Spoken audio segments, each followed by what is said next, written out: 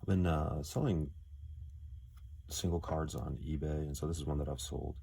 And I thought I'd just show you how I send them and get them packaged up. And I haven't had any complaints or issues at all. I'm probably so close to 100 cards this way, and really the only issue I've had is someone said they didn't get it, and it was like to an apartment, so I was just like, just take my money. But other than that, I haven't had any issues at all. I know some people complain, or scared about selling stuff or sending stuff out.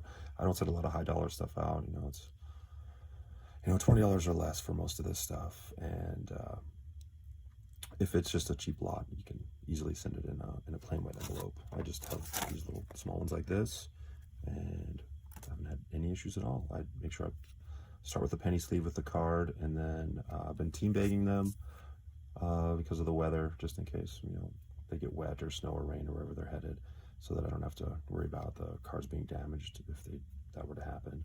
But tape them securely to a piece of cardboard. I just have put them between two pieces of cardboard. I've received cards like this, and they showed up fine. Sometimes I try to overdo it a little bit, but it kind of depends on how many cards I'm shipping out. But in this case, I just have the single card, and so then I'll cover it up here and then secure it down with painter. I just use painter's tape for everything.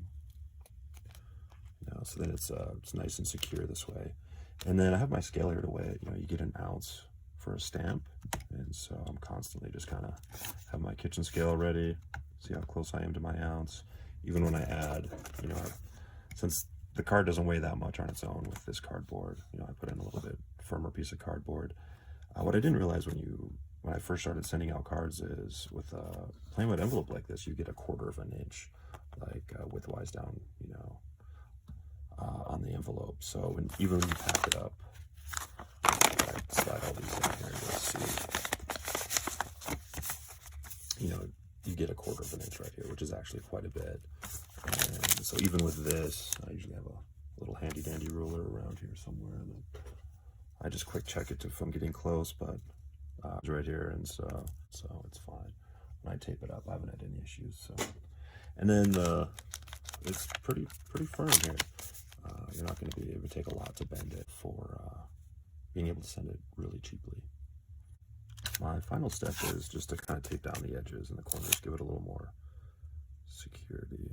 So I'll tape the top corners like this, so that these side flaps won't get caught when it's going through the rollers. And then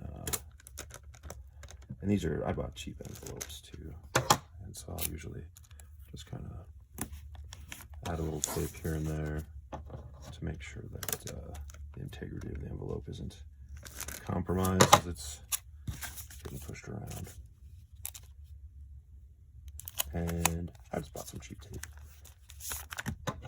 This isn't like, the nicer tape is thicker.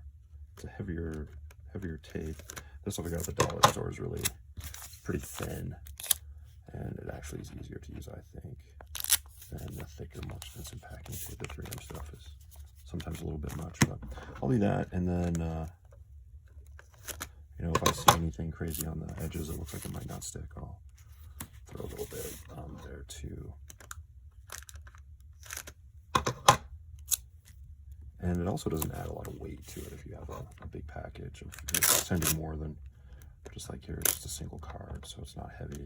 I'm not close to the 1 ounce, so I don't worry about it. And then usually finish off, I put a little bit here, because I've seen some cards on the edges. When you're sending them through, the edges will start to wear, and I just don't want the card to fall out as it's going through. And so I usually try to reinforce the edges too.